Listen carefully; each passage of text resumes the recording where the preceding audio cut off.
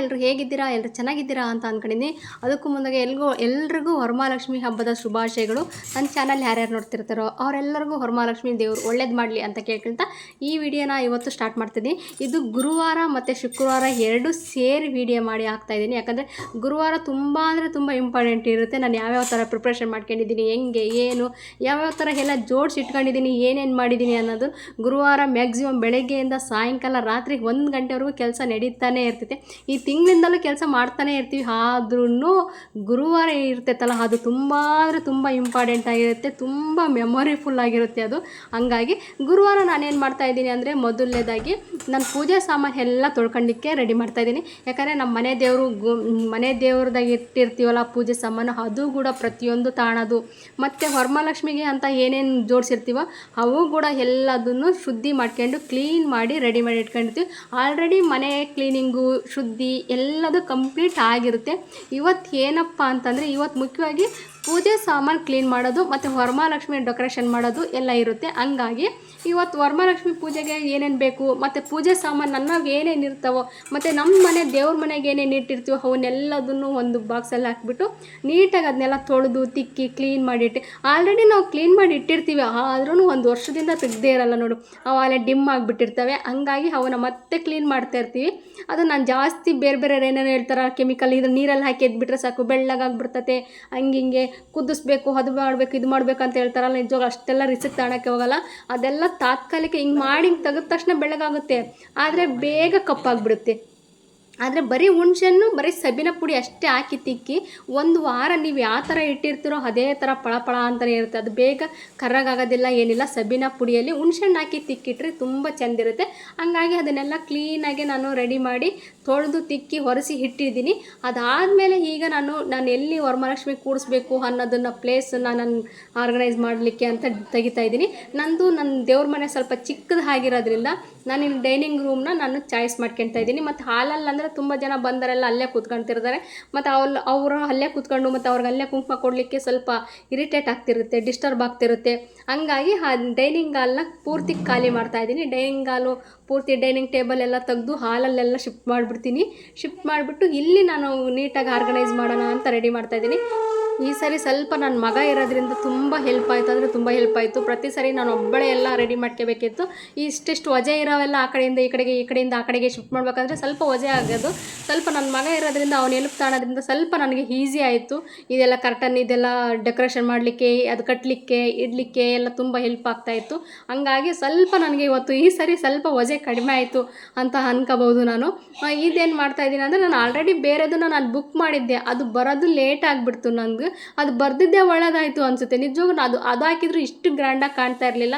ಹಂಗಾಗಿ ನಂದೊಂದು ಸೀರೆ ಇತ್ತು, ತುಂಬ ಗ್ರ್ಯಾಂಡಾಗಿ ಒಂದೊಂದು ಸೀರೆ ಇರ್ತಾವೆ ನೋಡಿ, ತುಂಬ ಗ್ರ್ಯಾಂಡ್ ಇರ್ತವೆ. ಅವು ಉಟ್ಕೊಳ್ಳಿಕ್ಕೆ ಒಂಥರ ಬೇಜಾರು ಅನಿಸ್ತಿರ್ತವೆ, ಉಟ್ಕೊಳ್ಳಿಕ್ಕೆ ಬೇಡ ಅನ್ನಿಸ್ತಾ ಇರ್ತೈತೆ. ಆದರೆ ತುಂಬ ಗ್ರ್ಯಾಂಡ್ ಇರ್ತೈತೆ, ತುಂಬ ಚೆಂದ ಕಾಣ್ತಿರ್ತವೆ, ಆದರೆ ನೋಡ್ಲಿಕ್ಕೆ ಚೆಂದ ಇರ್ತವೆ, ಆದರೆ ಉಟ್ಕೊಳ್ಳಿಕ್ಕೆ ಕಷ್ಟ ಆಗ್ತಿರ್ತವೆ. ಆ ಥರ ಒಂದು ಸೀರೆ ಇತ್ತು. ಹಂಗಾಗಿ ಅದನ್ನು ನಾನು ಈ ಥರ ಬ್ಯಾಕ್ಗ್ರೌಂಡ್ ಡಿಸೈನ್ಗೆ ಅಂತ ತಗೊಂಡೆ. ನಾನು ಈ ಥರ 1-2 ಸ್ಟಿಕ್ಕರ್ ತರಿಸಿದ್ದೆ, ತುಂಬ ಒಂದು ಬಾಕ್ಸ್ ಸ್ಟಿಕ್ಕರು, ಎಲ್ಲಂದರೆ ಅಲ್ಲಿ ಅಂಟಿಸ್ಲಿಕ್ಕೆ, ಯಾತನ ಕಟ್ಟಲಿಕ್ಕೆ, ಏನಕ್ಕಾದರೂ ಯೂಸ್ ಆಗುತ್ತೆ ಅನ್ನೋ ದೃಷ್ಟಿಯಿಂದ ಈ ಮನೆಗೆ ಬಂದಾಗಲೇ ನಾನು ತರಿಸಿದ್ದೆ. ಆಲ್ರೆಡಿ ನಾನು ನಿಮಗೆ 1-2 ವೀಡಿಯೋದಲ್ಲಿ ತೋರಿಸಿದ್ದೀನಿ. ಅದು ತುಂಬ ಅಂದರೆ ತುಂಬ ಗ್ರಿಪ್ಪಾಗಿ ಕೂತ್ಕೊಳ್ಳುತ್ತೆ, ಗ್ರಿಪ್ಪಾಗಿ ಅಂಟಿರುತ್ತೆ, ನಾವು ಏನು ಬೇಕಾದ್ರೂ ಕಟ್ಬೋದು. ಇದನ್ನು ನಾನು ಕಟ್ಟಿ ಬಟ್ಟೆ ಕೂಡ ಒಣಗಾಕಿದ್ದೀನಿ, ಆ ಲೆವೆಲ್ಗೆ ಇದು ತುಂಬ ಗ್ರಿಪ್ಪಾಗಿರುತ್ತೆ. ಆ ಥರ ಸ್ಟಿಕ್ಕರ್ ಇರ್ತವೆ. ಇದನ್ನು ನಾನು ಕಟ್ಬಿಟ್ಟು ದಾರ ಕಟ್ಬಿಟ್ಟು ಈ ಥರ ಹಿಂದೆಗಡೆ ಬ್ಯಾಕ್ಗ್ರೌಂಡ್ ಇದನ್ನು ಮಾಡಿದೆ. ಇದು ನಾನು ಆಲ್ರೆಡಿ ಹೋದ ವರ್ಷ ಮಾಡಿದ್ದಿತ್ತು. ಇದು ಕ್ಲಾತ್ ಈ ಥರ ಹಾಕೋಣ ಅಂತ ಅಂದ್ಕೊಂಡೆ, ಯಾಕೆ ನನಗಿದು ಬೇಡ ಅನ್ನಿಸ್ತು, ಅಷ್ಟು ಚೆನ್ನಾಗಿಲ್ಲ, ಲುಕ್ ಇಲ್ಲ. ಯಾಕಂದರೆ ಈ ಸರಿ ನಾನು ಒಂದು ವರ್ಷಕ್ಕಿಂತ ಸ್ವಲ್ಪ ಜಾಸ್ತಿನೇ ಗ್ರ್ಯಾಂಡಾಗಿ ಆಗುತ್ತೆ. ಪ್ರತಿ ವರ್ಷ ನನಗೇನೋ ಗೊತ್ತಿಲ್ಲ, ಈ ವರಮಹಾಲಕ್ಷ್ಮಿ ಮಾತ್ರ ಫುಲ್ ಜಾಸ್ತಿ ಆಗ್ತಾನೆ ಹೋಗುತ್ತೆ ಹೊರತು ಕಡಿಮೆ ಅಂತೂ ಆಗ್ತಾಯಿಲ್ಲ. ಏನೋ ಆ ದೇವಿ ಕೃಪೆನೋ ಏನೋ ಗೊತ್ತಿಲ್ಲ, ನನಗೇನು ಆಶೀರ್ವಾದ ಮಾಡ್ಯಾಳೋ ಏನೋ ಗೊತ್ತಿಲ್ಲ. ನಾನು ಸ್ಟಾರ್ಟಿಂಗ್ ಮಾಡ್ಬೇಕಾದ್ರೆ ಚಿಕ್ಕದಾಗಿ ಮಾಡಿದೆ, ಅದಕ್ಕಿಂತ ಸ್ವಲ್ಪ ಜಾಸ್ತಿ ಹೀಗೆ ಸ್ಟೆಪ್ ಬೈ ಸ್ಟೆಪ್ಪು ಜಾಸ್ತಿನೇ ಆಗ್ತಾ ಹೋಗುತ್ತೆ ಹೊರತು ನನಗೆ ಕಡಿಮೆ ಅಂತೂ ಆಗ್ತಾಯಿಲ್ಲ. ಆ ಥರ ಆಗ್ತಾಯಿದೆ. ಹಂಗಾಗಿ ನನಗೆ ಅದು ಬೇಡ ಅನ್ನಿಸ್ತು. ಅದಕ್ಕೆ ಇನ್ನೊಂದು ಸೀರೆ ಇತ್ತಲ್ಲ, ಇದನ್ನು ತೋರಿಸಿದ್ದೀನಲ್ಲ, ಈ ಸೀರೆ ಕಟ್ ಮಾಡಿ ನಾನು ಹಾಕ್ತಾಯಿದ್ದೀನಿ. ತುಂಬ ಅಂದರೆ ತುಂಬ ಚೆಂದ ಕಾಣ್ತಾಯಿತ್ತು. ತುಂಬ ಅಂದರೆ ನೋಡಿರೋ ವಾನ್ ಬೇಕು ಆ ಲೆವೆಲಿಗೆ ಇದು ಕಾಣ್ತಾಯಿತ್ತು.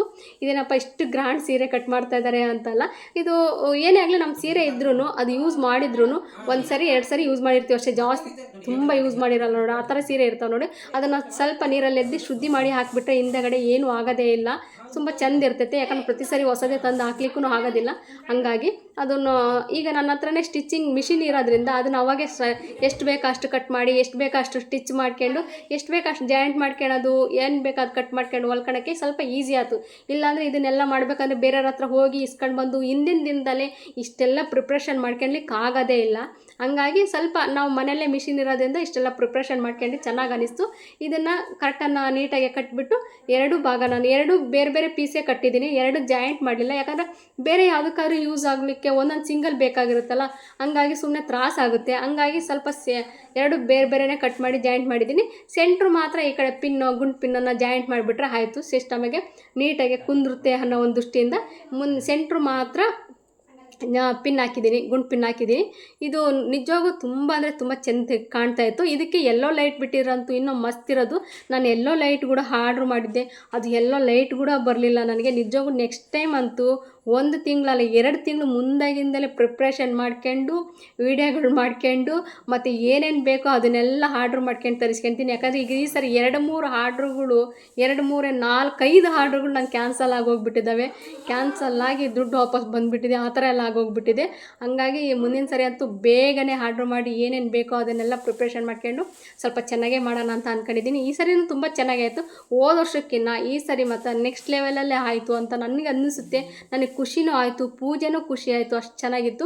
ಆದರೆ ಈ ಸರಿಕಿನ್ನ ಮುಂದಿನ ಸರಿ ಇನ್ನೂ ಚೆನ್ನಾಗಿ ನಾನು ಮಾಡಬೇಕು ಅಂತ ಅಂದ್ಕೊಂಡಿದ್ದೀನಿ. ಈಗ ಪಿನ್ಗಳೆಲ್ಲ ಈ ಥರ ಬಳೆಗೆ ನಾನು ಹಾಕಿ ಇಟ್ಕೊಳ್ಳೋದ್ರಿಂದ ಎಲ್ಲಿ ಕಳೆದೋಗೋದಿಲ್ಲ, ಏನಿಲ್ಲ, ಹುಡುಕ್ಲಿಕ್ಕೂ ಏನೂ ಆಗೋಲ್ಲ, ಈಸಿಯಾಗಿ ಸಿಗ್ತವೆ ಅನ್ನೋದ್ರಿಂದ ನಾನು ಒಂದು ಬಳೆಗೆ ಗುಚ್ಚು ಮಾಡಿ ಹಾಕಿದ್ದೀನಿ. ಇದು ನಾನು ಆಲ್ರೆಡಿ ನಿಮಗೆಲ್ಲ ತೋರಿಸಿಟ್ಕೊಂಡಿದ್ದೆ. ಇದು ಹಿಂದೆಗಡೆ ಬ್ಯಾಕ್ಗ್ರೌಂಡ್ ಡಿಸೈನ್ ಮಾಡಲಿಕ್ಕೆ ಫ್ಲವರ್ಸ್ ಎಲ್ಲ ರೆಡಿಮೇಡು ತಂದು ನಾನು ಅಲ್ಲೇ ಸ್ಟೋರ್ ಮಾಡಿ ಇಟ್ಕೊಂಡಿದ್ದೆ. ಪ್ರತಿ ವರ್ಷವೂ ಇದನ್ನೇ ಯೂಸ್ ಮಾಡ್ತಾಯಿದ್ದೀನಿ. ಹಂಗಾಗಿ ಸ್ಟೋರ್ ಇತ್ತು, ಅದನ್ನು ಬಾಕ್ಸಲ್ಲಿ ಇಟ್ಕೊಂಡಿರೋದ್ರಿಂದ ನಾನು ಅದನ್ನು ಯೂಸ್ ಮಾಡಲಿಕ್ಕೆ ಈಸಿ ಆಯಿತು. ಇದು ಕೆಳಗೆ ಹಾಸ್ಲಿಕ್ಕೆ ನಾನು ಹಿಂದೆಗಡೆ ಬ್ಯಾಕ್ಗ್ರೌಂಡು ರೆಡ್ ಇತ್ತಲ್ಲ, ಅದ್ರ ಸಟ್ಟು ಮಾಡಿದ್ದೆ. ಅದು ನನಗೆ ಇಲ್ಲಿ ಹಾಸಿದ್ರೆ ನನಗೆ ಅದು ಸಟ್ ಆಗಲಿಲ್ಲ, ಇಷ್ಟ ಆಗಲಿಲ್ಲ, ಬೇರೆ ಥರನೇ ಅನ್ನಿಸ್ತು ನನಗೆ. ಮತ್ತು ಎಲ್ಲೋ ದಾಸನ ಅಂತಂದರೆ ಎಲ್ಲೋ ಪೀಸ್ ನನಗೆ ಸಿಗಲೇ ಇಲ್ಲ ನನಗೆ. ಹಂಗಾಗಿ ಇದು ವೈಟ್ ಕಲರನ್ನು ಈ ಥರ ಪ್ಯಾಕ್ ಮಾಡಿ ನಾನು ವೈಟ್ ಕ್ಲಾತ್ ಹಾಕಿದೆ, ತುಂಬ ಚೆಂದ ಕಾಣ್ತಾಯಿತ್ತು. ಇಲ್ಲ ಎಲ್ಲೋ ಹಾಕಿದರೆ ತುಂಬ ಚೆಂದಿತ್ತು. ಸರಿ ಪೂರ್ತಿ ರೆಡ್ ಹಾಕಿದ್ದೆ, ಆ ರೆಡ್ಡನ್ನು ಕೆಳಗೆ ಹಾಕಿದರೆ ಚೆನ್ನಾಗಿ ಬಂದಿತ್ತು. ಈ ಸರಿ ರೆಡ್ ಅದು ಎಲ್ಲೋ ಸಿಗಲಿಲ್ಲ ನನಗೆ, ಹಂಗಾಗಿ ವೈಟ್ ಹಾಕಿದ್ದೀನಿ, ಚೆನ್ನಾಗಿತ್ತು. ಕೆಳಗೆ ನಾನು ಮಣೆ ಇಟ್ಬಿಟ್ಟು ಮಣೆಗೆಲ್ಲ ಈಗಲೇ ನಾನು ರಂಗೋಲಿ ಹಾಕ್ಬಿಟ್ಟು ಹೂವು ಅರಿಶಿನ ಕುಂಕುಮ ಎಲ್ಲ ಇಟ್ಬಿಟ್ಟು ಮತ್ತೆ ಕಳಸಕ್ಕೆ ಇಡ್ಬೇಕಾದ್ರೆ ಕೆಳಗೆ ಒಂದು ಪ್ಲೇಟಲ್ಲಿ ಅಕ್ಕಿ ಹಾಕಿ ಅದಕ್ಕೂ ಅಕ್ಷತೆ ಹಾಕಿಬಿಟ್ಟು ಅದರಲ್ಲೂ ಕುಂಕುಮ ಮತ್ತು ಹೂವು ಮತ್ತು ಅರಿಶಿನ ಎಲ್ಲ ಹಾಕಿಬಿಟ್ಟು ಅದರಲ್ಲಿ ರಂಗೋಲಿ ಹಾಕಿಬಿಟ್ಟು ಹೀಗೆ ಇಟ್ಬಿಟ್ಟು ಅಮ್ಮನವ್ರಿಗೆ ಸೀರೆ ಆಲ್ರೆಡಿ ನಾನು ಉಡಿಸಿದ್ದು ಒಂದು ಡಿಸೈನ್ ಇತ್ತು. ನಾನು ಸೀರೆಗಳೆಲ್ಲ ಯಾವ ಥರ ಉಡಿಸಿದ್ದೆ ಅನ್ನೋದೊಂದು ಡಿಸೈನ್ ನಿಮಗೆ ಆಲ್ರೆಡಿ ತೋರಿಸಿದ್ದೀನಿ. ಅದೇ ಡಿಸೈನ್ನೇ ಈ ಸರಿ ಕೂಡ ನಾನು ಉಡಿಸಿದೆ. ಪ್ರತಿ ಸರಿನೂ ಒಂದೊಂದು ಥರ ಉಡಿಸ್ತಾ ಇದ್ದೆ. ನನಗೆ ಈ ಸರಿ ಯಾವ್ದು ಈಸಿ ಅನ್ನಿಸ್ತೈತೋ, ಯಾವ್ದು ಚೆನ್ನಾಗಿ ಕಾಣಿಸ್ತಾ ಇರ್ತೈತೋ ಅದನ್ನು ನಾನು ಚಾಯ್ಸ್ ಮಾಡ್ಕೊಂಡೆ. ನನಗೆ ಇದು ಈಸಿ ಅನ್ನಿಸ್ತು ಮತ್ತು ಇದು ಚೆನ್ನಾಗಿ ಕಾಣಿಸ್ತಾ ಇತ್ತು, ಸಿಂಪಲ್ ಇತ್ತು. ಇದು ಸೆರಗು ಹಾಕೋದು ಏನೋ ಅವಶ್ಯಕತೆ ಇರಲಿಲ್ಲ, ಏನಿರಲ್ಲ, ತುಂಬ ಸಿಂಪಲ್ ಇತ್ತು, ತುಂಬ ಈಸಿಯಾಗಾಯಿತು. ಹಂಗಾಗಿ ನಾನು ಇದನ್ನೇ ಉಡಿಸಿ ರೆಡಿ ಮಾಡಿಟ್ಟೆ. ಆ ಕಳ್ಸಕ್ಕೆ ನೀರು ಏನೂ ಹಾಕಿಲ್ಲ, ನಾನು ಬೆಳಗ್ಗೆ ಹಾಕಲಿಕ್ಕೆ ಅಂತ ಅಷ್ಟೆಲ್ಲ ರೆಡಿ ಮಾಡಿಟ್ಟಿದ್ದೀನಿ. ಈಗ ಎಲ್ಲ ಪೂಜೆ ಸಾಮಾನೆಲ್ಲ ತೊಳೆದು ರೆಡಿ ಮಾಡಿಟ್ಟಿದ್ನಲ್ಲ, ಇವಕ್ಕೆಲ್ಲ ಕುಂಕುಮ ಅರಿಶಿನ ಎಲ್ಲ ಇಟ್ಟು ಇವಕ್ಕೆಲ್ಲ ರೆಡಿ ಮಾಡ್ತಾಯಿದ್ದೀನಿ. ನೋಡಿ ಎಷ್ಟು ಚಂದ, ಇದಕ್ಕೇನು ಸಿಂಪಲಾಗಿ ನಾನು ಏನೂ ಹಾಕಿಲ್ಲ, ಬರೀ ಇದು ಹುಣಸೆ ಹಣ್ಣು ಮತ್ತು ಇದೆಂತದಪ್ಪ ಸಬಿನ ಪುಡಿ ಹಾಕಿ ಬರೀ ಕೈಯಿಂದ ಅಷ್ಟೇ, ಯಾವ ಬ್ರಷಿಂದನೂ ಏನು ತಿಕ್ಕೋದಿಲ್ಲ, ಏನಿಲ್ಲ, ಕೈಯಿಂದ ಅಷ್ಟೇ ಹಾಕಿ ಹಿಂಗೆ ಸ್ವಲ್ಪ ಹಿಂಗೆ ಅಂದರೆ ಸಾಕು, ಎಷ್ಟು ಪಳ ಅಂತ ಇರ್ತವೆ. ಇದು 1 ವಾರದವರೆಗೂ ಆರಾಮಾಗಿ ಈಸಿಯಾಗೇ ಇರುತ್ತೆ, ತುಂಬ ಏನು ಕಷ್ಟ ಆಗೋದಿಲ್ಲ, ಏನಿಲ್ಲ. ಹಂಗಾಗಿ ಮತ್ತು ಈಗಲೇ ನಾನು ಆರಾಮಾಗೆ ಜೋಡಿಸ್ಕೊಂಡು ರೆಡಿ ಮಾಡಿ ಇಟ್ಕೊಂಡಿರ್ತೀನಿ. ಸ್ವಲ್ಪ ಮಡ್ಲಕ್ಕಿ ಅಮ್ಮನವ್ರಿಗೆ ಮಡ್ಲಕ್ಕಿ ತುಂಬೋದು ಹೇಗೆ ಅನ್ನೋದನ್ನು ಒಂದು ವಿಡಿಯೋ ಮಾಡಿ ಹೇಳಿದ್ದೆ. ಅದೇ ಥರ ಈಗ ಕೂಡ ಮಡ್ಲಕ್ಕಿನೂ ರೆಡಿ ಮಾಡ್ತಾಯಿದ್ದೀನಿ. ಮಡ್ಲಕ್ಕಿ ಸಾಮಾನು ಉಡಿ ಸಾಮಾನು ಅಂತಲೇ ಸಿಗುತ್ತೆ, ಅದನ್ನು ಇಟ್ಟಿದ್ದೀನಿ. ಕೊಬ್ಬರಿ ಮತ್ತು ಉತ್ತುತ್ತಿ ಡ್ರೈ ಫ್ರೂಟ್ಸು ಮತ್ತು ಅದ್ರಾಗೆ ಅರಿಶಿನ ಈ ಥರ ಏನೇನೋ ಸಾಮಾನು ಇರುತ್ತೆ, ಕುಂಕುಮ ಅರಿಶಿನ ಎಲ್ಲ ಏನೇನೋ ಇರುತ್ತೆ, ಅದನ್ನೆಲ್ಲ ಇಟ್ಟಿದ್ದೀನಿ. ಮತ್ತು 2 ಬೆಲ್ಲ ಇಟ್ಟಿದ್ದೀನಿ. ಮತ್ತು ಬಾಗಿನ ಸಾಮಾನು ಅಂತೆಲ್ಲ ಸಿಗುತ್ತೆ, ಅದು ಕಪ್ಪು ಕಾಡಿಗೆ ಮತ್ತು ಏನೇನೋ ಇರುತ್ತಪ್ಪ, ಬಾಗಿನ ಸಾಮಾನು ಅಂದರೆ ಕೊಡ್ತಾರೆ, ಅದು ಇಟ್ಟಿದ್ದೀನಿ. ಮತ್ತು ಎಲೆ ಅಡಿಕೆ ಇಟ್ಟಿದ್ದೀನಿ, ಅದಕ್ಕೆ ಮತ್ತು ದಕ್ಷಿಣೆ ಇಟ್ಟಿದ್ದೀನಿ. ಅದಾದಮೇಲೆ ಹೂವು ಹಣ್ಣು ಇಡ್ತಾಯಿದ್ದೀನಿ, ಒಂದು 3 ಥರ ಹಣ್ಣು ಇಡ್ತಾಯಿದ್ದೀನಿ. ಇಲ್ಲಾಂದರೆ ಬಾಳೆಹಣ್ಣಾದ್ರೂ ಇಡ್ಬೋದು, ಇಲ್ಲ ಬೇರೆ ಹಣ್ಣಾದರೂ ಇಡ್ಬೋದು. ನಾನು ಈ ಥರ 3 ಥರ ಹಣ್ಣು ಇಟ್ಟಿದ್ದೀನಿ. 2 ಬಾಳೆಹಣ್ಣು, ನಾವು ಯಾವುದೇ ಪೂಜೆಗೂ 2 ಬಾಳೆಹಣ್ಣು ಇಡಲೇಬೇಕು. ಮತ್ತು ತಾಂಬೂಲ ಕೊಡ್ತೀವಿ ನೋಡಿ, ಬಾಳೆಹಣ್ಣು ಇಡಬೇಕು, 1 ಬಾಳೆಹಣ್ಣು ಇಡಬಾರ್ದು. ಹಾಗಾಗಿ ಮತ್ತು ಅಮ್ಮನವ್ರಿಗೆ ಇಡಬೇಕಾದ್ರೆ ಮೇಯ್ನಾಗಿ ಕಾಯಿ ಇಡಲೇಬೇಕು ಮಡ್ಲಕ್ಕಿಗೆ, ಹಾಗಾಗಿ ಕಾಯಿ ಕೂಡ ಇಟ್ಟಿದ್ದೀನಿ. ಅದಾದಮೇಲೆ ನಾನೀಗ ಕಳಸ ಸ್ಥಾಪನೆ ಮಾಡ್ತಾಯಿದ್ದೀನಿ. ಕಳಸಕ್ಕೆ ಕೂಡ ಶುದ್ಧವಾಗಿರೋ ನೀರನ್ನು ನಾನು ಅಲ್ಲಿ ಪೂಜೆಗಂತಲೇ ಎತ್ತಿಟ್ಟಿದ್ದೆ. ಅದೇ ನೀರು ಹಾಕಿಬಿಟ್ಟು ಅದಕ್ಕೊಂದು 3 ನಂದು ಕಳಸ ಚಿಕ್ಕದಿರೋದ್ರಿಂದ 3 ಹಾಕ್ತಾಯಿದ್ದೀನಿ ಅಷ್ಟೇ ಎಲೆ. ನೀವು 5 ಆದರೂ ಹಾಕ್ಬೋದು. 5 ಹಾಕಿ ಅದನ್ನು ಕಳಸ ಇಟ್ಟು ರೆಡಿ ಮಾಡೋದು. ಈಗ ನಾನು ಅರಿಶಿನ ಕುಂಕುಮ ಎಲ್ಲ ಹೊಸದೇ ತಂದಿದ್ನಲ್ಲ, ಆ ಹೊಸದನ್ನೇ ಯೂಸ್ ಮಾಡ್ತಾಯಿದ್ದೀನಿ, ಯಾವುದು ಹಳೇದು ಯೂಸ್ ಮಾಡಲ್ಲ. ಈಗ ಇದಕ್ಕೆ ಬತ್ತಿ ಕೂಡ, ಯಾಕಂದರೆ ದೀಪಗಳು ಸ್ವಲ್ಪ ಜಾಸ್ತಿನೇ ಇಟ್ಟಿರ್ತೀವಲ್ಲ, ಹಂಗಾಗಿ ಬೆಳಿಗ್ಗೆನೇ ಎಲ್ಲ ಬತ್ತಿ ಹಾಕಿ ಹಚ್ಬೇಕಂದ್ರೂ ಅದು ನೆಂದಿರಲ್ಲ ಮತ್ತು ಬೇಗ ಬೇಗ ಹತ್ತೋದಿಲ್ಲ. ಹಂಗಾಗಿ ರಾತ್ರಿನೇ ನಾನು ಬತ್ತಿ ಹಾಕಿ ಎಣ್ಣೆ ಹಾಕಿ ಎಲ್ಲ ರೆಡಿ ಮಾಡಿ ಇಡೋದ್ರಿಂದ ಬೆಳಗ್ಗೆ ನನಗೆ ಕರೆಕ್ಟ್ ಟೈಮಲ್ಲಿ ಪೂಜೆ ಮಾಡಲಿಕ್ಕೆ ಈಸಿ ಆಗುತ್ತೆ ಅನ್ನೋದ್ರಿಂದ ಬತ್ತಿ ಗಿತ್ತಿ ಎಲ್ಲ ಹಾಕಿಟ್ಟಿರ್ತೀನಿ. ಮತ್ತು ಈ ಥರ ಹಣ್ಣುಗಳೆಲ್ಲ ತಂದಿರ್ತೀವಲ್ಲ, ಸುಮ್ಮನೆ ಹಣ್ಣು ತಂದಿರ್ತೀವಿ, ಸುಮ್ಮನೆ ಹೆಂಗೋ ಇಡೋದಕ್ಕಿಂತ ಅದನ್ನು ಬೇರೆ ಥರ ಡಿಸೈನ್ ಮಾಡಿ ಇಟ್ಟರೆ ನೋಡಲಿಕ್ಕೆ ತುಂಬ ಚೆಂದಿರುತ್ತೆ, ವಾ ಅನಿಸುತ್ತೆ, ಚೆಂದಿರುತ್ತೆ. ಎಲ್ಲ ಸಾಮಾನ್ಯ ಇಟ್ಟಿರ್ತಾರೆ, ನಾವು ಬೇರೆಯವ್ರದ್ದು ನೋಡಿನೇ ಕಲ್ತಿರ್ತೀವಿ. ಹಂಗಾಗಿ ನನ್ನ ವಿಡಿಯೋ ಯಾರಾದರೂ ನೋಡಿದರೆ ನಿಮಗೂ ಇಷ್ಟ ಆದರೂ ಆಗ್ಬೋದು ಈ ಥರ ಎಲ್ಲ ಮಾಡ್ಕೊಳ್ಲಿಕ್ಕೆ ಅಂತ ನಾನು ಈ ಥರ ಮಾಡ್ತಾಯಿದ್ದೀನಿ. ನಾನು ಎರಡು ಥರ ಹಣ್ಣು ತಂದಿದ್ದೆ. ಒಂದು ಆರೆಂಜ್ ಇಡೋಣ, ಅದ್ರ ಮೇಲೆ ಆಪಲ್ ಇಡೋಣ, ಅದ್ರ ಮುಂದೆ ಮೇಲೆ ಈ ಥರ ಪೈನಾಪಲ್ ಇಟ್ಟರೆ ಚೆಂದಿರುತ್ತೆ ಅಂತ ಇಟ್ಟೆ. ಆದರೆ ಇವು 2 ಹಣ್ಣು ತುಂಬ ದಪ್ಪ ಇರೋದ್ರಿಂದ ಒಂದ್ರ ಮೇಲೆ ಒಂದು ನೀಟಾಗಿ ಕುಂದಿರ್ತಿರ್ಲಿಲ್ಲ, ಕೆಳಗೆ ಬಿದ್ದೋಗ್ಬಿಡೋದು. ಅದಕ್ಕೆ ಒಂದೇ ಲೇಯರ್ ಅಷ್ಟೇ ಹಣ್ಣಿಟ್ಟು ಅದ್ರ ಮಧ್ಯದಲ್ಲಿ ನಾನು ಈ ಥರ ಪೈನಾಪಲ್ ಇಟ್ಟಿದ್ದೀನಿ, ಬೇರೆ ಹಣ್ಣು. ಮತ್ತು ಬ್ಯಾಂಗಲ್ಸ್ ಇದ್ವಲ್ಲ ಅದು ಕೂಡ ನೀಟಾಗಿ ಈ ಥರ ಜೋಡಿಸಿ ಇಟ್ಟಿದ್ದೀನಿ. ಈ ಥರ ಹಿಂಗೆ ನೀಟಾಗಿ ಏನೇ ಇಟ್ಟರು ಸ್ವಲ್ಪ ನೀಟಾಗಿ ಆರ್ಗನೈಸ್ ಮಾಡಿ ಇಡೋದ್ರಿಂದ ತುಂಬ ಚೆಂದಿರುತ್ತೆ. ಬ್ಲೌಸ್ ಪೀಸ್ ಕೂಡ ಒಂದು ತಟ್ಟೆಯಲ್ಲಿ ಇಟ್ಟಿದ್ದೀನಿ. ಈ ತಟ್ಟೆ ಕೂಡ ನಾನು ನಿಮ್ಗೆ ಹೇಳಿದ್ದೆ ವರಮಹಾಲಕ್ಷ್ಮಿಗೆ ಸಪ್ರೇಟ್ ತಟ್ಟೆಗಳೆಲ್ಲ ಇಟ್ಕೋಬೇಕು ಅಂತ. ನಿಜವಾಗ್ಲೂ ಈಗ ಎಷ್ಟು ತಟ್ಟೆ ಇಟ್ಟರು ತುಂಬ ತಟ್ಟೆಗಳು ಸಾಲದೆ ಬರ್ತಾ ಇರ್ತವೆ ನನಗೆ. ಈ ಸರಿ ಒಂದು 6 ತಟ್ಟೆ ತಗೊಂಡಿದ್ದೆ, ಆದರೂ ಸಾಲದು ಬಂದಿದ್ದು, ಮತ್ತು ಇನ್ನಷ್ಟು ತಟ್ಟೆ ತಗೋಬೇಕು. ವರಮಹಾಲಕ್ಷ್ಮಿ ದುಡ್ಡು ಅಂತಲೇ ನಾನು ಒಂದು ಸ್ವಲ್ಪ ಭಾಳ ವರ್ಷದಿಂದಲೇ ಹೀಗೆ ಅಮೌಂಟ್ ಚಿಕ್ಕ ಕಾಯಿನ್ಗಳೆಲ್ಲ ಕೂಡಿಟ್ಕೊಂಡಿದ್ದೆ ನಾನು. ಅದೇ ಥರ ಕಾಯಿನ್ಗಳೆಲ್ಲ ಹಾಕಿ ಮತ್ತು ಸ್ವಲ್ಪ ಅಮೌಂಟ್ ನನ್ನ ಹತ್ರ ಇತ್ತು. ಸ್ಟಾರ್ಟಿಂಗ್ ನನಗೆ ಅಮೌಂಟ್ ಇಡಬೇಕಾದ್ರೆ 101 ರೂಪಾಯಿ ಇಡಬೇಕಂದ್ರೂ ನಮ್ಮ ಹತ್ರ ಇರಲಿಲ್ಲ. 11 ರೂಪಾಯಿ ಇಡ್ತಿದ್ದೆ, ಬರೀ 1 ರೂಪಾಯಿ ಕಾಯನ್ನೆಲ್ಲ ಇಟ್ಟು ಪೂಜೆ ಮಾಡಿರೋದೇ ಉಂಟು. ಇವತ್ತು ನೋಡಿರಿ ಇಷ್ಟೆಲ್ಲ ಅಮೌಂಟು ದೇವಿ ಕೊಟ್ಟಿದ್ದಾಳೆ ಅಂತ ಅಂದರೆ ಅದಕ್ಕೆ ಖುಷಿ ಪಡಬೇಕು ನಾನು. ಅಷ್ಟೆಲ್ಲ ಕೊಟ್ಟಿರ್ತಾಳೆ ಅಂತ ಅಂದಮೇಲೆ ನಾವು ಅಷ್ಟೆಲ್ಲ ಭಕ್ತಿ ಹಾಕಿ, ನಮ್ಮ ಶ್ರದ್ಧಾ ಭಕ್ತಿ ಹಾಕಿ ನಮ್ಗೆ ಯಾವ ಥರ ಇಷ್ಟ ಆಗುತ್ತೋ ಆ ಥರ ಇನ್ನೂ ಸ್ವಲ್ಪ ಜಾಸ್ತಿನೇ ಪೂಜೆ ಮಾಡ್ಕೊಂಡು ಹೋದರೆ ಇನ್ನೂ ಸ್ವಲ್ಪ ಜಾಸ್ತಿ ಕೊಡುತ್ತಾಳೆ ಅನ್ನೋದೊಂದು ನಂಬಿಕೆ. ಹಂಗಾಗಿ ಮತ್ತು ನಾವು ಮನೆಗೆ ಏನೇನು ಮಾಡಿರ್ತೀವೋ ಪ್ರಸಾದಕ್ಕೆ, ಉಂಡೆಗಳು, ಕರ್ಜಿಕಾಯಿ ಅವೆಲ್ಲ ನಾನು ಒಂದು ವೀಡಿಯೋನೇ ನಿಮಗೆ ಮಾಡಿ ಹೇಳಿದ್ದೀನಿ, ಹಾಕಿದ್ದೀನಿ. ನಾನು ಯಾವ್ಯಾವುದು ಅಮ್ಮನವ್ರಿಗೆ ಇಷ್ಟ ಕರ್ಜಿಕಾಯಿ ಈ ಥರ ನೈವೇದ್ಯಕ್ಕೆಲ್ಲ ಇಟ್ಟರೆ ತುಂಬ ಚೆಂದ ಕಾಣ್ತಾ ಇರುತ್ತೆ, ತುಂಬ ಇಷ್ಟ ಆಗುತ್ತೆ. ಹಂಗಾಗಿ ಈ ಥರ ಉಂಡೆಗಳಂತೂ ಹಾಕಿಲ್ಲ ನಾನು. ಕರ್ಜಿಕಾಯಿ, ನಿಪ್ಪಟ್ಟು ಮತ್ತು ಚಕ್ಲಿ ಈ ಥರ ಎಲ್ಲ ಮಾಡಿ ಒಂದು ರೆಸಿಪಿನೇ ಹಾಕಿದ್ದೆ. ಅದು ಕೂಡ ಇಷ್ಟ ಆದರೆ ನೋಡ್ಬೋದು. ತುಂಬ ಚೆನ್ನಾಗಿದೆ, ತುಂಬ ಸಿಂಪಲ್ಲಾಗಿರ್ತವೆ, ತುಂಬ ಚೆನ್ನಾಗಿದ್ದಾವೆ. ಅದೇ ಥರ ನಾನು ಉಂಡೆಗಳು, ಒಂದು ರವೆ ಉಂಡೆ ಮಾಡಿದ್ದೆ, ಒಂದು ತಂಬಿಟ್ಟಿನ ಉರಿಯಕ್ಕಿ ಉಂಡೆ ಅಂತಲೂ ಇರ್ತೈತೆ ನಮ್ಮ ಕಡೆ ಎಲ್ಲ. ಅದು ತುಂಬ ಚೆಂದ ಮಾಡಿರ್ತಾರೆ, ಅದು ಕೂಡ ಮಾಡಿದ್ದೀನಿ. ಮತ್ತು ಶೇಂಗಾ ಉಂಡೆ ಅಂತಲೂ ಮಾಡಿದ್ದೀನಿ. ಈ 3 ಥರ ಉಂಡೆಗಳೆಲ್ಲ ಮಾಡಿದ್ದೀನಿ. ಈ ಕರ್ಜಿಕಾಯಿ ಇವೆಲ್ಲ ಇದನ್ನು ಇಡ್ತೀವಿ ಅಂದರೆ ಇದನ್ನು ಒಂಥರ ನೀಟಾಗಿ ಆರ್ಗನೈಸ್ ಥರ ರವಂಡಗೆ ಒಂಥರ ಶೇಪಲ್ಲಿ ಇಡ್ತಾ ಬಂದರೆ ಚೆಂದ ಕಾಣ್ತಿರ್ತೈತೆ. ಸುಮ್ಮನೆ ತಟ್ಟೆಗೆ ಸುರಿಯೋದಕ್ಕಿಂತ ಇಡೋದ್ರಲ್ಲೂ ಸ್ವಲ್ಪ ಬೇರೆ ಥರ ಇಟ್ಟರೆ ಏನೋ ಒಂಥರ ಹಬ್ಬ ವೆರೈಟಿ ಏನೋ ಮಾಡ್ತಾಯಿದ್ದೀವಿ, ಏನೋ ಚೆಂದಿದೆ ಅನ್ನೋಂಗೆ ಕಾಣಿಸ್ತಾ ಇರುತ್ತೆ. ಅದಕ್ಕೋಸ್ಕರ ಎಲ್ಲದನ್ನು ಸಪ್ರೇಟ್ ಅಷ್ಟು ಒಂದೇ ತಟ್ಟೆಯಲ್ಲಿ ಇಟ್ಟರೂ ಅಷ್ಟೊಂದು ಚೆಂದ ಕಾಣೋದಿಲ್ಲ. ಹಂಗಾಗಿ ಸ್ವಲ್ಪ ಎಲ್ಲದನ್ನು ಬೇರೆ ತಟ್ಟೆಯಲ್ಲೇ ನೀಟಾಗಿ ಇಡ್ತಾಯಿದ್ದೀನಿ. ಇಲ್ಲ ಉಂಡೆಗಳೆಲ್ಲ ಸೇರಿ ಒಂದೇ ತಟ್ಟೆಯಲ್ಲಿ ಇಡ್ಬೋದು, ಆದರೂ ಒಂದೇ ತಟ್ಟೆಯಲ್ಲಿ ಇಡೋದಕ್ಕಿಂತ ಬೇರೆ ಈ ಥರ ಇಟ್ಟರೆ ಏನೋ ಒಂಥರ ಚೆಂದ ಕಾಣ್ತಿರ್ತದೆ. ಅಷ್ಟು ನೈವೇದ್ಯ ಒಂದೇ ತಟ್ಟೆಯಲ್ಲೂ ಇಡ್ತಾರೆ, ಆದರೂ ಸ್ವಲ್ಪ ಚೆಂದ ಕಾಣಬೇಕು, ನೋಡಲಿಕ್ಕೆ ಚೆಂದ ಇರಬೇಕು ಅನ್ನೋದ್ರಿಂದ ಈ ಥರ ನಾವು ಡಿಸೈನ್ ಮಾಡಿ ಕೂಡ ಇಡ್ಬೋದು. ಇಲ್ಲ ನೀವು ಒಂದೇ ತಟ್ಟೆಯಲ್ಲಿ ಇಡ್ತೀವಿ ಅಂತಂದ್ರೆ ಒಂದೇ ತಟ್ಟೆಯಲ್ಲಿ 1 2 3 ಆದ್ರೂ ಇಡ್ಬೋದು. ಈ ಥರ ಚಕ್ಲಿ ಕೂಡ ತುಂಬ ಅಂದರೆ ತುಂಬ ಚೆಂದ ಬಂದಿದ್ದಾವೆ, ತುಂಬ ಚೆನ್ನಾಗಿದ್ದು. ನೋಡಿ ಎಷ್ಟು ರೌಂಡ್ ಹೊಡೆದು ಇಷ್ಟು ರೌಂಡಾಗಿ ಇಷ್ಟು ದೊಡ್ಡ ಸೈಜ್ ಮಾಡಿದ್ರು ಹೊಡೆಯೋದೇ ಇಲ್ಲ, ಏನಿಲ್ಲ, ಅಷ್ಟು ಚೆಂದಿತ್ತು ರೆಸಿಪಿ ಮಾತ್ರ. ಇದು ಕೂಡ ನಾನು ನಿಮಗೆ ವಿಡಿಯೋ ಹಾಕಿದ್ದೀನಿ, ಬೇಕಾದರೆ ನೀವು ಚೆಕ್ ಮಾಡ್ಕೋಬೋದು, ತುಂಬ ಚೆನ್ನಾಗಿದೆ.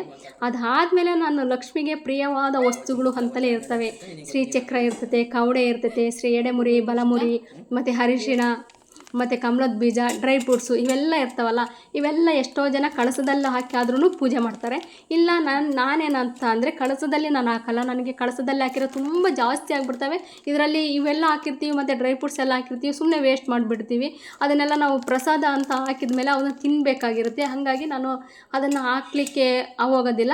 ನಾನು ಇವನ್ನೆಲ್ಲ ಈ ಥರ ತಟ್ಟೆಗೆ ಆರ್ಗನೈಸ್ ಮಾಡಿ ಇನ್ನೊಂದು ಕಳಸ ಅಂತ ಕೆಳಗಿಟ್ಟಿರ್ತೀನಿ. ಆ ಕಳಸದ ಮುಂದೆ ನೀಟಾಗಿ ಡೆಕೋರೇಷನ್ ಮಾಡಿರ್ತೀನಿ, ತುಂಬ ಚೆಂದ ಇರ್ತೈತೆ. ಈಗ ಕಳಸದ ಮುಂದೆ ಆದರೂ ಇಟ್ಟು ಪೂಜೆ ಮಾಡ್ಬೋದು, ಇಲ್ಲ ಕಳಸದಲ್ಲಿ ಆದರೂ ಹಾಕಿ ಪೂಜೆ ಮಾಡ್ಬೋದು, ಎರಡೂ ಸೇಮೇ ಇರುತ್ತೆ. ಈಗೆಲ್ಲ ಜೋಡಿಸಿ ರಾತ್ರಿ 1 ಗಂಟೆಗೆ ಮಲಿಕೊಂಡೆ. ಈಗ 4 ಗಂಟೆಗೆ ಎದ್ಬಿಟ್ಟು ಈಗ ಪೂಜೆಗೆ ಸ್ಟಾರ್ಟ್ ಮಾಡಲಿಕ್ಕೆ ಬಂದಿದ್ದೀನಿ. ಈಗ ಕರೆಕ್ಟಾಗಿ ನಾನು ಬಂದ ತಕ್ಷಣ ಒಂದು ರಂಗೋಲಿ ಹಾಕಬೇಕಲ್ಲ. ರಂಗೋಲಿ ಆಲ್ರೆಡಿ ನಾನು ಕಟ್ಟೆಗೆಲ್ಲ ಅಲ್ಲಿ ಇಲ್ಲಿ ಎಲ್ಲ ಹಾಕಿದ್ದೀನಿ. ಇದು ಅಮ್ಮನವ್ರ ಮುಂದೆ ಒಂದು ಸಿಂಪಲ್ಲಾಗೆ ಸ್ವಸ್ತಿಕ್, ನನಗಂಥ ಡಿಸೈನ್ ರಂಗೋಲಿ ಎಲ್ಲ ಬರೀಲಿಕ್ಕೆ ಬಿಡಿಸ್ಲಿಕ್ಕೆ ಬರೋದಿಲ್ಲ. ಈಗ ಈ ಥರ ಸಿಂಪಲ್ಲಾಗಿ ರಂಗೋಲಿ ಹಾಕಿದ್ದೀನಿ. ಹಾಕ್ಬಿಟ್ಟು ಕರೆಕ್ಟ್ ಟೈಮಲ್ಲಿ ಕರೆಕ್ಟಾಗಿ ಪೂಜೆ ಸ್ಟಾರ್ಟ್ ಮಾಡೋಣ ಅಂತ ಬ್ರಾಹ್ಮಿ ಮುಹೂರ್ತದಲ್ಲಿ ಕಳಸಕ್ಕೆ ಈಗ ಒಂದು ಶುದ್ಧವಾದ ನೀರು ಇರ್ತಾವಲ್ಲ ಅದನ್ನು ಹಾಕಿಬಿಟ್ಟು ಅದಕ್ಕೆ ಅರಿಶಿಣ, ಕುಂಕುಮ ಮತ್ತು ಗಂಧ ಮತ್ತು ತುಳಸಿ ಮತ್ತು ಒಂದು ಹೂವು ಮತ್ತು ಒಂದು ಏಲಕ್ಕಿ ಮತ್ತು ಒಂದು ಅರಿಶಿಣ ಕೊಂಬು ಹಾಕಿಬಿಟ್ಟು ಒಂದು ಕಾಯನ್ನು ಹಾಕ್ಬಿಟ್ಟು ಒಂದು ಬಂಗಾರದ್ದೇನಾದರೂ ಒಂದು ಚಿನ್ನದ್ದು ಏನಾದರೂ ಒಂದು ಹಾಕಿಬಿಟ್ಟು ಪೂಜೆ ಮಾಡಬೇಕು. ಮಾವಿನ ಎಲೆ ಇದ್ದರೆ ಮಾವಿನ ಎಲೆ ಇಡ್ಬೋದು, ಇಲ್ಲ ಅಂದರೆ ವಿಳ್ಯದೆಲೆ ಇದ್ದರೆ ವಿಳ್ಯದೆಲೆನಾದರೂ ಇಡ್ಬೋದು. ನೀವು 8 ಆದರೂ ಇಡ್ಬೋದು, 9 ಆದರೂ ಇಡ್ಬೋದು, ಇಲ್ಲ 5 ಆದರೂ ಇಡ್ಬೋದು. ನೀವು ಯಾವ್ಯಾವ ಥರ ಇಡ್ತೀರೋ ಯಾವ್ಯಾವ ಥರ ಇಡ್ಬೋದು. ಆಲ್ರೆಡಿ ನಾನು ಕಾಯಿಗೆ ರಾತ್ರಿ ಎಲ್ಲ ಅರಿಶಿನ ಎಲ್ಲ ಬಳಿದು ಒಣಗಿಸಿ ಇಟ್ಟಿದ್ದೆ. ಅದನ್ನು ಇಟ್ಬಿಟ್ಟು ಈಗ ಮುಖವಾಡ ಎಲ್ಲ ನೀಟಾಗಿ ರೆಡಿ ಮಾಡಿ ಎತ್ತಿಟ್ಟಿರೋದ್ರಿಂದ ಈಗ ಇಡಲಿಕ್ಕೆ ಈಸಿ ಆಗ್ತಾಯಿತ್ತು. ಯಾಕಂದರೆ ಈ ಬೆಳಗ್ಗೆನೇ ಎದ್ದು ಇದೆಲ್ಲ ಮಾಡ್ಕೋಬೇಕಂದ್ರೆ ತುಂಬ ಕಷ್ಟ. ಇದೆಲ್ಲ ರಾತ್ರಿನೇ ರೆಡಿ ಮಾಡಿಬಿಟ್ಟು ಒಂದು ಟೇಬಲ್ ಮೇಲೆ ನೀಟಾಗಿ ಆರ್ಗನೈಸ್ ಮಾಡಿದ್ದೆ. ಈಗ ಏನೇ ಇದ್ದರೂ ಬೆಳಗ್ಗೆ ಬಂದುಬಿಟ್ಟು ಅದನ್ನು ಕೆಳಗೆ ಶುದ್ಧಿ ಮಾಡಿಬಿಟ್ಟು ಅದ್ರ ಮೇಲೆ ಒಂದು ಕ್ಲಾತ್ ಹಾಕ್ಬಿಟ್ಟು, ರೇಷ್ಮೆದೇ ಒಂದು ಕ್ಲಾತ್ ಇದೆ ನಂದು ಶಾಲ್ ಥರ, ಅದನ್ನು ಹಾಕಿಬಿಟ್ಟು ಅದ್ರ ಮೇಲೆಲ್ಲ ಜೋಡಿಸ್ಬಿಟ್ಟು ಅದಾದಮೇಲೆ ಲಕ್ಷ್ಮೀನ ನಾನು ಈಗ ಸ್ಥಾಪನೆ ಮಾಡ್ತಾಯಿದ್ದೀನಿ. ನಾನು ಕಾಸಿನ ಸರ ತಗೊಂಡಿದ್ದೆ ಲಕ್ಷ್ಮಿಗಂತಲೇ, ಈ ಸರಿ ಹೊಸ ತಗೊಂಡಿದ್ದೆ, ಅದನ್ನು ಹಾಕಿದ್ದೆ. ತುಂಬ ಚೆಂದಿದ್ದು. ನಾನು ಆಲ್ರೆಡಿ ವಿಡಿಯೋ ಕೂಡ ಮಾಡಿ ತೋರಿಸಿದ್ದೆ. ನಾನು ತುಂಬ ಚೆಂದಿತ್ತು. ಆ ಥರ ಎಲ್ಲ ಈಗ ಲಕ್ಷ್ಮಿನೇ ಎಲ್ಲ ನೀಟಾಗಿ ರೆಡಿ ಮಾಡಿಬಿಟ್ಟು ಈಗ ಪೂರ್ತಿ ಈ ಥರ ನೀಟಾಗಿ ರೆಡಿ ಮಾಡಿದ್ದೀನಿ ನೋಡಿ. ನಿಮಗೂ ಇಷ್ಟ ಆದರೂ ಆಗ್ಬೋದು. ತುಂಬ ಚೆನ್ನಾಗಿತ್ತು. ಬಂದರೆಲ್ಲ ತುಂಬ ಚೆನ್ನಾಗಿದೆ ಅಂತ ಅಂದರು. ನನಗೂ ಕೂಡ ಇಷ್ಟ ಆಯಿತು. ಅದೇ ಥರ ನಿಮಗೂ ಇಷ್ಟ ಆದರೆ ಒಂದು ಕಮೆಂಟ್ಸ್ ಮಾಡಿ. ನನ್ನ ವಿಡಿಯೋ ಏನಾದರೂ ಇಷ್ಟ ಆಯಿತು ಅಂದರೆ ಕಮೆಂಟ್ಸ್ ಮಾಡಿ, ಲೈಕ್ ಮಾಡಿ. ಇನ್ನೂ ಯಾರನ್ನ ನನ್ನ ಚಾನಲ್ ಸಬ್ಸ್ಕ್ರೈಬ್ ಮಾಡಿಲ್ಲ ಅವರೆಲ್ಲ ಪ್ಲೀಸ್ ಸಬ್ಸ್ಕ್ರೈಬ್ ಮಾಡಿ, ಸಪೋರ್ಟ್ ಮಾಡಿ ಅಂತ ಕೇಳ್ತಾ ಇದ್ದೀನಿ. ಅದೇ ಥರ ಈಗ ಫಸ್ಟು ನಾವು ಏನೇ ಪೂಜೆ ಮಾಡಬೇಕಾದ್ರೂ ಮನೆ ದೇವ್ರಿಗೆ ಪೂಜೆ ಮಾಡಬೇಕು. ನಮ್ಮ ಮನೆ ದೇವರ ಆಶೀರ್ವಾದ ತಗೊಂಡು ಆದಮೇಲೆ ನಾವು ಯಾವುದೇ ಕೆಲಸಕ್ಕೆ ಕೈ ಹಾಕಿರೂ ಅದು ಸಕ್ಸಸ್ ಆಗುತ್ತೆ ಅನ್ನೋದ್ರಿಂದ. ಯಾಕೆ ಎಲ್ಲೇ ಹೋಗಿ ಏನೇ ಕೇಳಿರಿ ಫಸ್ಟ್ ಮನೆ ದೇವ್ರಿಗೆ ಹೋಗ್ರಿ, ಮನೆ ದೇವ್ರಿಗೆ ಹೋಗ್ರಿ ಅಂತಲೇ ಹೇಳ್ತಾ ಇರ್ತಾರೆ. ಹಾಗಾಗಿ ಫಸ್ಟು ನಮ್ಮ ಮನೆ ದೇವರ ಆಶೀರ್ವಾದ ತಗೊಂಡು ಅಲ್ಲಿ ಪೂಜೆ ಮಾಡಿ ಅದಾದಮೇಲೆ ಈ ಕಡೆ ಲಕ್ಷ್ಮಿ ಪೂಜೆ ಮಾಡಲಿಕ್ಕೆ ಈ ಕಡೆ ಬಂದಿದ್ದೀನಿ. ಈ ಥರ ನಾನು ಲಕ್ಷ್ಮಿನ ಪೂರ್ತಿ ನೀಟಾಗಿ ಆರ್ಗನೈಸ್ ಮಾಡಿ ಅರೇಂಜ್ ಮಾಡಿ ರೆಡಿ ಮಾಡಿಟ್ಟಿದ್ದೀನಿ. ಅದ್ರ ಕೆಳಗೆ ನಿಜವಾದ ಲಕ್ಷ್ಮಿನ ಇಲ್ಲಿ ಕೂಡಿಸಿದ್ದೀನಿ. ನೋಡು, ಹೊಸದೊಂದು ಕಳಸ ತಾಂಡಿದ್ದೆ ಅಂತ ಹೇಳಿದ್ನಲ್ಲ, ಚೆಂಬು, ಅದನ್ನು ಇಟ್ಟು ಮುಂದುಗಡೆ ಏನೇನು ಜೋಡಿಸ್ಬೇಕೋ ಅದನ್ನೆಲ್ಲ ಲಕ್ಷ್ಮಿಗೆ ಇಷ್ಟವಾದ ವಸ್ತುಗಳ ಜೋಡಿಸಿ ಅದ್ರ ಮುಂದುಗಡೆ ನಾನು ವರಮಹಾಲಕ್ಷ್ಮಿಗೆ ಅಮ್ಮನವ್ರಿಗೆ ಮುಡಿ ತುಂಬಿದ್ದೀನಿ. ಮಡ್ಲಕ್ಕಿ ಇಟ್ಟಿದ್ದೀನಿ. ಮಡ್ಲಕ್ಕಿ, ಸೀರೆ ಅದೆಲ್ಲ ಅಮ್ಮನವ್ರಿಗೆ ಮಡ್ಲು ತುಂಬಿ ಮತ್ತು ನಾನು ಬೇಕಾಗಿರೋ ನೈವೇದ್ಯಕ್ಕೆ ಏನೇನು ಬೇಕೋ ಅದೆಲ್ಲ ಮಾಡಿದ್ದೀನಿ. ಮತ್ತು ಪ್ರಸಾದಕ್ಕೆ ಈಗ ಬೆಳಗ್ಗೆ ಎದ್ದು 5 ಥರ ಅಡುಗೆ ಮಾಡಿ ರೆಡಿ ಮಾಡಿ ಅಮ್ಮನವ್ರಿಗೆ ಇಟ್ಟಿದ್ದೀನಿ. ಕೋಸಂಬರಿ ಇಷ್ಟ, ಮತ್ತು ಸಜ್ಜಕ, ಪುಳಿಯೋಗರೆ, ಮತ್ತು ಚಿತ್ರಾನ್ನ, ಗುಗ್ರಿ, ಈ ಥರ ಎಲ್ಲ ಅಮ್ಮನವ್ರಿಗಿಟ್ಟು ಮತ್ತು ಅದ್ರ ಜೊತೆಗೆ ಪಾನಕ ಕೂಡ ತುಂಬ ಇಷ್ಟ. ಹಂಗಾಗಿ ಪಾನಕ ಕೂಡ ಮಾಡಿ ಇಟ್ಟಿದ್ದೀನಿ. ಇಷ್ಟೆಲ್ಲ ನೈವೇದ್ಯಕ್ಕೆ ಮಾಡಿಟ್ಟು ಎಲ್ಲ ಕಳಸಗಳು ಎಲ್ಲ ದೀಪಗಳು ಹಚ್ಚಿ ಈಗ ನಾನು ಪೂಜೆ ಮಾಡಲಿಕ್ಕೆ ಸ್ಟಾರ್ಟ್ ಮಾಡ್ತಾಯಿದ್ದೀನಿ. ಪೂಜೆ ಅಂತ ಅಂದರೆ ನಿಜವಾಗೂ ನಾನು ಪ್ರತಿ ವರ್ಷ ಮಾಡ್ತಾ ಇರೋದು ಒಂದು ಬುಕ್ ಇರುತ್ತೆ, ವರಮಹಾಲಕ್ಷ್ಮಿ ಬುಕ್ ಅಂತಲೇ ಇರುತ್ತೆ. ಆ ಬುಕ್ ಪ್ರಕಾರನೇ ನೋಡಿ ಓದ್ತಾ ಪೂಜೆ ಮಾಡ್ತಾ ಇರ್ತೀನಿ. ಅದರಲ್ಲೇ ಡಿಟೇಲಾಗಿ ಯಾವ್ದು ಹೆಂಗೆ ಏನೇನು ಮಾಡಬೇಕು, ಯಾವ್ಯಾವಾಗ ಏನೇನು ಮಾಡಬೇಕು, ಏನೇನು ಪೂಜೆ ಮಾಡಬೇಕು, ಯಾವಾಗ ದೀಪ ಬೆಳಗಬೇಕು, ಯಾವಾಗ ಗಂಧದ ಕಡ್ಡಿ ಬೆಳಗಬೇಕು, ಯಾವಾಗ ಆರತಿ ಮಾಡಬೇಕು, ಯಾವಾಗ ಮಂಗಳಾರತಿ ಮಾಡಬೇಕು, ಯಾವಾಗ ಅಷ್ಟೋತ್ತರ ಹೇಳಬೇಕು ಅನ್ನೋದು ಪ್ರತಿಯೊಂದು ಡೀಟೇಲಾಗಿರುತ್ತೆ. ಅದ್ರ ಪ್ರಕಾರನೇ ಪೂಜೆ ಮಾಡ್ತಾ ಹೋಗ್ತಾ ಇರ್ತೀನಿ. ಒಂದು ಚಿಕ್ಕ ಬುಕ್ಕೇ ಇರುತ್ತೆ, ತುಂಬ ಚಿಕ್ಕ ಬುಕ್ಕು, ತುಂಬ ಸಿಂಪಲಾಗಿ ಸರಳವಾದ ಪೂಜೆ ಅಂತಲೇ ಇರುತ್ತೆ. ಒಂದೊಂದು ತುಂಬ ಜಾಸ್ತಿ ಇರುತ್ತೆ ನೋಡಿ, ಅದು ಓದಲಿಕ್ಕೆ ವಜೆ ಆಗುತ್ತೆ. ತುಂಬ ಸಿಂಪಲಾಗಿರುತ್ತೆ ಎಷ್ಟೋ ಬುಕ್ಗಳು. ಅದನ್ನು ತಗೊಂಡು ಓದ್ತಾ ಪೂಜೆ ಮಾಡ್ತಾ ಹೋದರೆ ನಿಜವಾಗ್ ತೃಪ್ತಿ ಆಗುತ್ತೆ. ಯಾಕಂದರೆ ನಾನು ಸ್ಟಾರ್ಟಿಂಗಿಂದ ಓದ್ತಾ ಇರೋದು ಅದೇ ಬುಕ್ಕು, ಅವಾಗಿನಿಂದ ಇವಾಗ್ನವ್ರಿಗೂ ಅದೇ ಬುಕ್ ಇಟ್ಕೊಂಡು ಓದ್ತಾ ಇರ್ತೀನಲ್ಲ, ಅದೇ ಥರ ಪೂಜೆ ಮಾಡಿರೋ ನನಗೆ ಸ್ವಲ್ಪ ಒಂದು ತಾಸುಗಟ್ಟಲೆ ಪೂಜೆ ಮಾಡಿದರೆ ಪೂಜೆ ಮಾಡಿದೆ ನಂಗೆ ಚೆನ್ನಾಗಿ ಅನ್ನಿಸ್ತು ಅಂತ ಅನ್ಬೋದು. ಯಾಕಂದರೆ ಸಿಂಪಲಾಗಿ ಸುಮ್ಮನೆ ಹಿಂಗೆ ಊದ್ಗಡ್ಡಿ ಬೆಳಗ್ಬಿಟ್ಟು ಪೂಜೆ ಆಯಿತು ಅಂತಂದರೆ ನನಗೆ ಅಷ್ಟು ತೃಪ್ತಿ ಆಗೋಲ್ಲ. ಹಂಗಾಗಿ ನಾನು ಅದು ಸ್ಟೆಪ್ ಬೈ ಸ್ಟೆಪ್ಪು ಪೂಜೆ ಮಾಡ್ಕೊಂತ ಬರ್ತಾ ಇರ್ತೀನಿ. ಫಸ್ಟು ಪೂಜೆ ಮಾಡ್ಬೇಕಾದ್ರೆ ಪೂಜಾ ಸ್ಥಳ ಎಲ್ಲ ಶುದ್ಧ ಮಾಡಿ ಬೆಳಗ್ಗೆ ರಂಗೋಲಿ ಎಲ್ಲ ಹಾಕ್ಬಿಟ್ಟು ಲಕ್ಷ್ಮಿಯ ಸ್ಥಾಪನೆ ಮಾಡಿಬಿಡ್ತೀನಿ. ಮೊದಲು ದೀಪ ಹಚ್ಬೇಕಾದ್ರೆ ಶುಭ ಕರೋತಿ ಕಲ್ಯಾಣಂ ಆರೋಗ್ಯಂ ಧನ ಸಂಪಾದನ ಶತ್ರು ಬುದ್ಧಿ ವಿನಾಶಂ ದೀಪ ಜ್ಯೋತಿರ್ಮ ನಮಸ್ತುತೆ ಅಂತ ಹೇಳ್ಕೊಂಡು ದೀಪ ಹಚ್ಚಿ ಆಮೇಲೆ ಗಣಪತಿ ಪೂಜೆ ಮಾಡಬೇಕು. ಫಸ್ಟು ನಾವು ಯಾವುದೇ ಪೂಜೆ ಮಾಡ್ಬೇಕಾದ್ರೂ ಗಣೇಶನ ಪೂಜೆ ಮಾಡಿ ಯಾವುದೇ ವಿಘ್ನಗಳು ಇಲ್ದಂಗೆ ನನ್ನ ಪೂಜೆ ಸುಸೂತ್ರವಾಗಲಿ ಅಂತ ಬೇಡ್ಕೊಂತ ಓಂ ಗಂ ಗಣಪತಿ ನಮಃ ಅಂತ ಹೇಳ್ತಾ ಹೂವು, ಗಂಧ, ಅಕ್ಷತೆ ಅದಕ್ಕೆ ಸಮರ್ಪಣೆ ಮಾಡಿ ಮತ್ತು ಮಾಡಿರೋಂಥ ನೈವೇದ್ಯಕ್ಕೆ ಮತ್ತು ತಾಂಬೂಲ ಮತ್ತು ಅದರಲ್ಲಿ 2 ಬಾಳೆಹಣ್ಣಿಟ್ಟು ನೈವೇದ್ಯ ಮಾಡಿ ಅದಕ್ಕೆ ಗಣೇಶನ ಪೂಜೆ ಮಾಡಿ ಅದಾದಮೇಲೆ ನಾವು ಕಳಸ ಸ್ಥಾಪನೆಗೆ ಬರಬೇಕು. ಕಳಸ ಪೂಜೆ ಮಾಡಲಿಕ್ಕೆ ಕಳಸಕ್ಕೆಲ್ಲ ನಾವೇನೇನು ಹಾಕಿರ್ತೀವೋ ಅದನ್ನೆಲ್ಲ ಹಾಕಿ ಮಾವಿನ ಎಲೆ ಎಲ್ಲ ಇಟ್ಟು ಪೂಜೆ ಮಾಡ್ಕೊಂಡು ಅದಾದಮೇಲೆ ಅದಕ್ಕೆ ಗಂಗೆಗೆ ನೀರು ಹಾಕ್ಬೇಕಾದ್ರೆ ಅದು ಗಂಗೆ ಚ ಯಮುನೆ ಚ ಗೋದಾವರಿ ಸರಸ್ವತಿ ನರ್ಮದೆ ಸಿಂಧು ಕಾವೇರಿ ಜಲಸ್ಮಿನ್ ಸನ್ನಿಧಿ ಕುರುವೆ ಅಂತ ಹೇಳಿ ಅದಕ್ಕೆ ಅಮ್ಮನವ್ರಿಗೆ ಪೂಜೆ ಶುರು ಮಾಡಬೇಕು. ಅದಾದಮೇಲೆ ವರಮಹಾಲಕ್ಷ್ಮಿ ಆಹ್ವಾನೆ ಅಂತ ಹೇಳಿ ಓಂ ವರಮಹಾಲಕ್ಷ್ಮಿ ನಮಃ ಅಂತ ಹೇಳ್ಕೊಂಡು ನಾವು ದೇವಿ ಆಹ್ವಾನ ಮಾಡ್ಕೊಂಡು ಪೂಜೆನ ಶುರು ಮಾಡ್ತಾಯಿದ್ದೀವಿ. ಈಗ ಆ್ಯಕ್ಚುಲಿ ದೇವಿ ವರಮಹಾಲಕ್ಷ್ಮಿ ಪೂಜೆ, ಅದಕ್ಕೆ ಪೂಜೆ ಮಾಡ್ಬೇಕಾದ್ರೆ ಅದರ ಪೂಜೆಗೆ ಕರೆಕ್ಟಾಗೆ ಸ್ಟೆಪ್ ಬೈ ಸ್ಟೆಪ್ಪೇ ಇರುತ್ತೆ. ಫಸ್ಟು ಗಂಧದ ಕಡ್ಡಿ ಬೆಳಗ್ಬೇಕಾದ್ರೆ ಏನೇನು ಶ್ಲೋಕ ಹೇಳಬೇಕು ಅದು, ಮತ್ತು ದೀಪದ ಆರತಿ ಬೆಳಗ್ಬೇಕಾದ್ರೆ ಏನೇನು ಶ್ಲೋಕ ಹೇಳಬೇಕೋ ಅದು ಇರುತ್ತೆ. ಮತ್ತು ತುಪ್ಪದ ದೀಪ ಹಚ್ಚಿ ಬೆಳಗ್ಬೇಕಾದ್ರೆ ಏನೇನು ಇರುತ್ತೋ ಅದನ್ನು ಹೇಳ್ತಾ ಇರ್ತೀನಿ. ಅದಾದಮೇಲೆ ಕರ್ಪೂರ ಬೆಳಗೋದು ಮತ್ತು ಗಂಟೆ ನಾದ ಇದೆಲ್ಲ ಇರುತ್ತೆ. ಅದೆಲ್ಲ ಹೇಳಿ ಅದಾದಮೇಲೆ ವರಮಹಾಲಕ್ಷ್ಮಿ ನಮಃ ಅಂತ ಹೇಳ್ತಾ ಗಂಧ ಅರ್ಪಣೆ, ಕುಂಕುಮ ಅರ್ಪಣೆ, ಅಕ್ಷತೆ ಅರ್ಪಣೆ, ಹೂವು ಅರ್ಪಣೆ, ಹಾರ ಅರ್ಪಣೆ, ಮತ್ತು ಆಭರಣ ವಸ್ತು ಅರ್ಪಣೆ, ಮತ್ತು ಧೂಪ ತೋರಿಸಿ ಅದು ಅರ್ಪಣೆ, ಮತ್ತು ದೀಪ ತೋರಿಸಿ ಅದು ಅರ್ಪಣೆ, ಎಲ್ಲ ಹಿಂಗೆ ಅರ್ಪಣೆ ಮಾಡಿ ಪೂಜೆ ಮಾಡ್ತಾ ಇರಬೇಕು. ಅದಾದಮೇಲೆ ಲಾಸ್ಟಿಗೆ ಅಷ್ಟೋತ್ತರ ಅಂತ ಇರುತ್ತೆ. ಅಷ್ಟೋತ್ತರನ ಹೇಳ್ತಾ ನಾವು ಅಷ್ಟೋತ್ತರನಾದರೂ ಹೇಳಬೇಕು. ಇಲ್ಲ ಅಂತಂದರೆ ಓಂ ವರಮಹಾಲಕ್ಷ್ಮಿ ಓಂ ಮಹಾಲಕ್ಷ್ಮಿ ನಮಃ ಅಂತನಾದರೂ ಹೇಳ್ಕೊಂಡು 108 ಸರಿ ಹೇಳಬೇಕು. 108 ಸರಿ ಹೇಳ್ತಾ ನಾವು ಹೂವು ಅಕ್ಷತೆ ಗಂಧನ ಲಕ್ಷ್ಮೀ ವಿಗ್ರಹ ಫೋಟೋಕ್ಕಾದ್ರೂ ಎಸಿತಾ ಇರಬೇಕು. ಒಂದೊಂದು ಹೇಳ್ತಾನಾದರೂ ಎಸಿತಾ ಇರಬೇಕು. ಇಲ್ಲ ಅಂದರೆ ಒಬ್ಬೊಬ್ರು ಏನು ಮಾಡ್ತಾರೆ, ನಾನೇನು ಮಾಡ್ತಾ ಇರ್ತೀನಿ ಅಂದರೆ ಒಂದು ಎಲೆ ತಾಣ್ತೀನಿ, ಆ ಎಲೆ ಮೇಲೆ ಒಂದು ಎಲೆ ಇಟ್ಟು ಆ ಎಲೆಗೆ ಕುಂಕುಮನ ಅರ್ಚನೆ ಮಾಡ್ತಾ ಇರ್ತೀನಿ. ಅದು 108 ಅಷ್ಟೋತ್ತರ ಹೇಳ್ಕೊಂಡು ಅರ್ಚನೆ ಮಾಡಿರ್ತೀವಲ್ಲ, ಅದು ಪೂರ್ತಿ ಪವಿತ್ರವಾಗಿರುತ್ತೆ, ಪೂರ್ತಿ ಶಕ್ತಿಯುತವಾಗಿರುತ್ತೆ. ಯಾಕಂದರೆ 108 ಅಷ್ಟೋತ್ತರ ಹೇಳಿರೋದ್ರಿಂದ ಪೂರ್ತಿ ಶಕ್ತಿಯುತವಾಗಿರುತ್ತಲ್ಲ, ಅದನ್ನು ಪ್ರತಿದಿನ ನಾವು ಒಂದು ಕುಂಕುಮಕ್ಕೆ ಬೆರೆಸ್ಕೊಂಡು ಅದನ್ನು ದಿನ ಹಣೆಗಿಟ್ಕೊಳ್ಳೋದ್ರಿಂದ ತುಂಬ ಒಳ್ಳೆಯದಾಗುತ್ತೆ ಎಂಬ ಒಂದು ಭಾವನೆಯಿಂದ ಆ ಥರ ಮಾಡ್ತಾ ಇರ್ತೀನಿ ನಾನು. ಪ್ರತಿದಿನ ಆ ಥರ ಅರ್ಚನೆ ಮಾಡ್ತಾ ಇರ್ತೀನಿ. ಇಲ್ಲಾಂದರೆ ನೀವು ದೇವ್ರ ಪಟಕ್ಕಾದ್ರೂ ಕುಂಕುಮ ಹೂವು ಅಕ್ಷತೆ ಹಾಕ್ತಾರಲ್ಲ ಆ ಥರನಾದರೂ ಮಾಡ್ಬೋದು. ಅದಾದಮೇಲೆ ನಾವು ಏನೇನು ಮಾಡಿರ್ತೀವೋ ಆ ನೈವೇದ್ಯ ಅದನ್ನೆಲ್ಲ ಹಣ್ಣು ಹಂಪಲನ ನೀರಲ್ಲೆದ್ದು ಎಲ್ಲದು ದೇವಿಗೆ ಸಿಹಿ ಹಣ್ಣು ಸಮರ್ಪಣೆ, ಪಾಯಸ ಸಮರ್ಪಣೆ, ಮಾಡಿರೋಂಥ ಅಡುಗೆ ಎಲ್ಲದನ್ನು ಸಮರ್ಪಣೆ ಅಂತ ಹೇಳ್ತಾ ನೈವೇದ್ಯ ಮಾಡಬೇಕು. ಅದಾದಮೇಲೆ ಓಂ ಶ್ರೀ ವರಮಹಾಲಕ್ಷ್ಮಿ ನಮಃ ನೈವೇದ್ಯಂ ಸಮರ್ಪಯಾಮಿ ಅಂತ ಹೇಳಿ ವರಮಹಾಲಕ್ಷ್ಮಿಗೆ ದಾರ 8 ಎಳೆ ದಾರ 5 ಎಳೆ ದಾರ ಅಂತಲೇ ತಂದಿರ್ತೀವಲ್ಲ, ಆ ದಾರನ ನಾವು ಪೂಜೆ ಮಾಡಿ ಅದಕ್ಕೆ ಅರಿಶಿನ ದಾರ ಮಾಡಿಬಿಟ್ಟು ಅದಕ್ಕೆ 8 ಗಂಟೆ ಹಾಕಬೇಕು. ನಾವು ಪ್ರತಿಯೊಂದು ದಾರಕ್ಕೆ 8 ಗಂಟೆ ಹಾಕಿ ಅದಕ್ಕೆ ಕಂಕಣ ಕಟ್ಟಿ ದೇವಿ ವಿಗ್ರಹ ಮುಂದೆ ಅದನ್ನು ಇಟ್ಬಿಟ್ಟು ಪೂಜೆ ಮಾಡಬೇಕು. ಅದನ್ನೆಲ್ಲರೂ ಪೂಜೆ ಆದಮೇಲೆ ಲಾಸ್ಟಿಗೆ ಎಲ್ಲರೂ ಕಟ್ಕೋಬೇಕು. ಅದಾದಮೇಲೆ ಕರ್ಪೂರದ ಆರತಿ ಮಾಡಿ ನಾವು ಆರತಿ ಬೆಳಗಬೇಕು. ಕೊನೆಯದಾಗಿ ನಮ್ಮ ಪ್ರಾರ್ಥನೆ, ಕೊನೆಯದಾಗಿ ಆರತಿ ಎಲ್ಲ ಆದಮೇಲೆ ಲಕ್ಷ್ಮಿಗೆ ನಾವು ಕೊನೆಯದಾಗಿ ಪ್ರಾರ್ಥನೆ, ಅಮ್ಮ ವರಮಹಾಲಕ್ಷ್ಮಿ ನಮ್ಮನೆಗೆ ಸುಖ ಶಾಂತಿ ಆರೋಗ್ಯ ಐಶ್ವರ್ಯ ಮತ್ತು ಸೌಭಾಗ್ಯವನ್ನು ಕರುಣಿಸು, ನಮ್ಮ ಕುಟುಂಬವನ್ನು ಸದಾ ಕಾಪಾಡು ಅಂತ ಹೇಳಿ ಕೈ ಮುಗಿದು ಬೇಡ್ಕೊಂಡು ನಾವು ದೇವಿನ ಪೂಜಿಸಬೇಕು. ಈ ಥರ ನಾನು ಪೂಜೆ ಆಗಿರುತ್ತೆ. ಇದನ್ನು ಮುಂದಿನ ವೀಡಿಯೋ ನಾನು ಈಗ ನಾಳೆ ಹಾಕ್ತಾ ಇರ್ತೀನಿ, ತಪ್ಪದೆ ನೋಡಿ. ಸಾಯಂಕಾಲದ ವೀಡಿಯೋ ಪೂರ್ತಿ ನಾನು ನಿಮಗೆ ನಾಳೆ ಹಾಕ್ತೀನಿ. ಹಾಗಾಗಿ ಈ ವಿಡಿಯೋ ಇಲ್ಲಿಗೆ ಎಂಡ್ ಮಾಡ್ತಾಯಿದ್ದೀನಿ. Thank you for watching.